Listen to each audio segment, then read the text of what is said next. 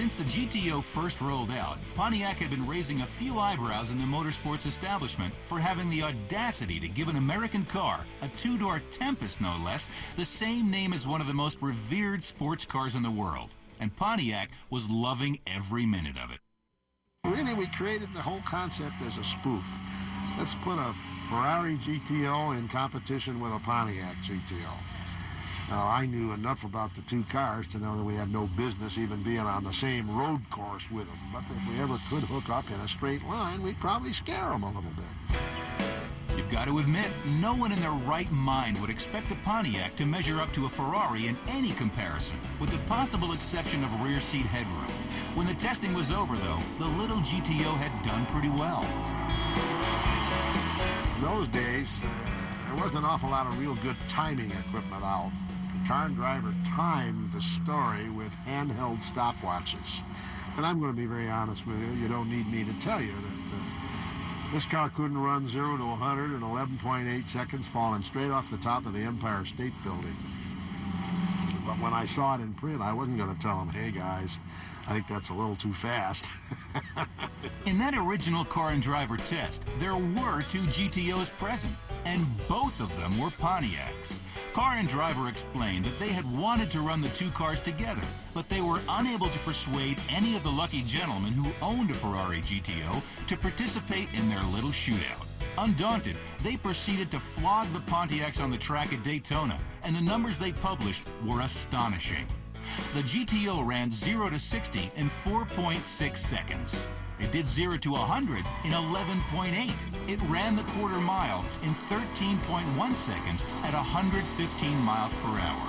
And its handling prompted the editors to state that we found that our Tempest GTO with a 348 horsepower engine to be a better car in many respects and will go around any U.S. road course faster than any Ferrari street machine. Think they were impressed? Well, there are a dozen or so quotes like this in that article which tells us they like the car. But the one which might sum it up best is this one. Pontiac, God love him, went the hairy-chested route and came up with the best American car we have ever driven, and probably one of the 5 or 6 best cars in the world for the enthusiast driver. That about says it all.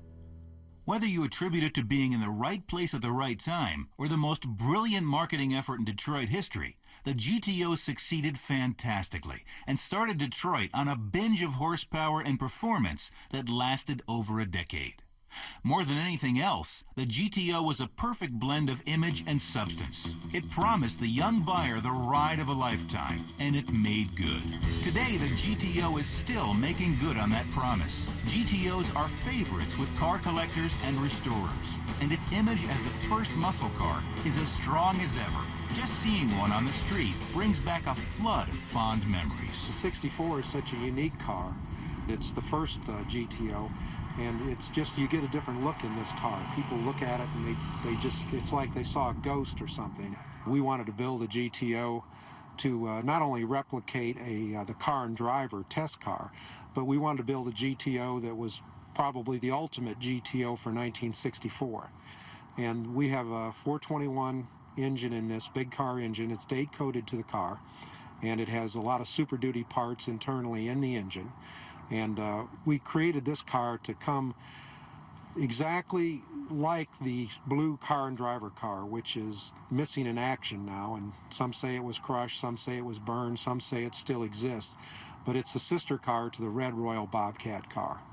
And when I saw the pictures of the plate in the magazine, I wanted to get that reproduced, and I did get it reproduced down in Florida. And it's a 1962 Michigan tag, and also I bought from a license plate dealer a 1963 corner tag. And the car is a very well-performing car, very streetable car. And our best time to date is a 1290 at 107 miles an hour, which is quite surprising for a car that looks extremely stock.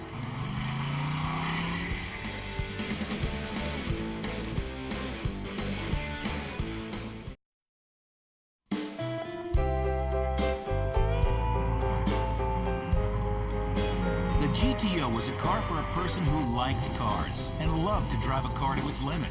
The people in charge at Pontiac Motor Division, the same people who designed and built the cars that swept the NASCAR tracks and took top eliminator at the NHRA drags, wanted to build an exciting car and put it within reach of a whole new generation of car enthusiasts. What they succeeded in doing was to create not just an exciting new car, but a whole new class of automobiles, the muscle cars. All those that came after, the Fairlane GTs, the Coronet RTs, the 442s, the Chevelle Supersports, all owe their lineage to the little GTO. In fact, the GTO set the stage for the great performance revival taking place in Detroit today.